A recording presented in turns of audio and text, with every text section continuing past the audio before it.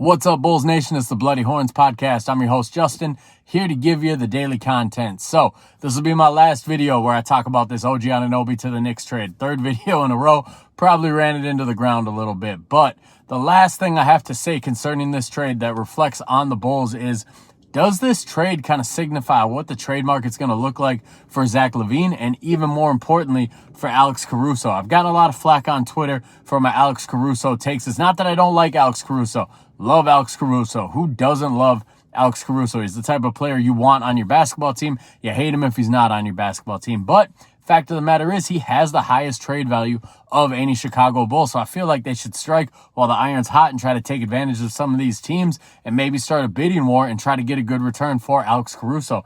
But when you see the return on the OG Anunoby trade, it really makes me question if that return is out there for Alex Caruso. You know, OG Anunoby, he's a guy that even a year ago, you know, the rumors were he was going for 3 or 4 first-round picks.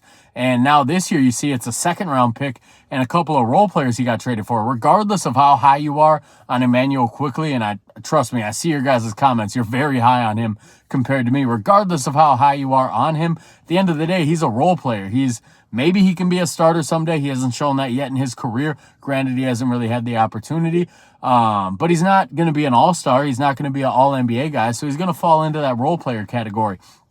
So when you go from getting 3 to 4 first-round picks to 1 and 2 role players and a second-round pick, like that says a lot about what the trade market is looking like this year. And the trade market's depressed this year. And I think that's why you're seeing the Bulls struggle to get any teams to really be interested in Zach Lavine too. You got to keep in mind that this is the first year of this new luxury tax rule, this tax apron rule. So teams are really conscious about the salary that they're taking on and about the picks that they're going to send out, because a draft pick, at the end of the day, a draft pick, you know that he's a lower salary than what you're going to bring in. So if you can keep a couple young guys at the end of your bench at lower salary marks with these new tax rules, that's going to be a benefit to how you build your team going forward. You can't really have all of these 8 to 15 million guys that teams used to have and just not worry about the luxury tax. You can't really do that anymore unless you want to suffer those penalties from that new luxury tax apron that they're rolling out this coming off season. So the trade market looks a little depressed right now. You know, I look at Alex Caruso and I thought before,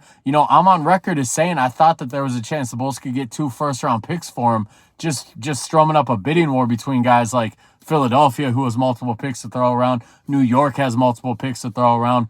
Golden State Warriors need help. The Heat need help. I thought they could strum up some kind of bidding war. But after seeing the return for OG Anunoby, I don't know that trade is really out there anymore. If you can get the Warriors to send you Jonathan Kuminga and a first-round pick, that's a huge win, in my opinion, compared to what the Raptors got for OG Anunoby. So we're going to see what the trade market looks like as it pertains to Alex Caruso. I just feel like it's really depressed right now, and the trade market across the league is looking pretty depressed right now just because of what we saw OG Anunoby just get traded for. As far as Zach Lavine goes, you guys saw that news today that he's returning to practice. Granted, it's with the Windy City Bulls, but that's more because the Bulls are on a little mini road trip right now. So they're going to let him get his legs under him down with the G League guys at the Windy City Bulls. That's the nice thing about having an affiliate team. You can do things like that. So he's ramping up his return.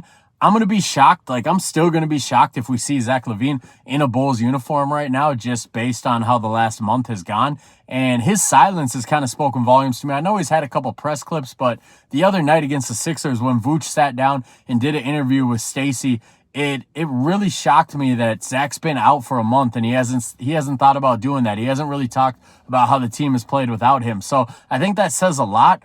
I'm going to be shocked if he plays another game in a Bulls uniform. I'm not going to be unhappy if he plays another game in a Bulls uniform because he's a very talented guy and he still can help us. I dropped that podcast 3 weeks ago now where I said this team needs this kind of version of Zach Lavine, and I laid it all out. So if you guys haven't checked that out, please go do. But Zach Lavine's trade market right now, I think the new luxury tax rules are the reason that we're seeing not a lot of teams very interested in trading for him and that contract. Even though OG Anunoby, the extension he's about to sign, I guarantee you it is going to surpass what Zach Lavine is signed for. So we'll see. It's just that trade made me think the trade market this year maybe isn't that hot. We shouldn't really get our hopes up. So Thanks for following, guys. Thanks for subscribing. The last 2 videos got over 100 views each. Both of them are pushing 200 views, so it's cool to see this page kind of grow a little bit. I appreciate all the shares on Twitter. If you're not following on Twitter, it's @HornsBloody. If you're not subscribed to this video, please hit that subscribe button. Bulls come back tomorrow with another game against the Sixers. I think Embiid is playing in that one, so I'll be back tomorrow with the 5 keys to victory. Take it easy, Bulls Nation. Let's kick the new year off right.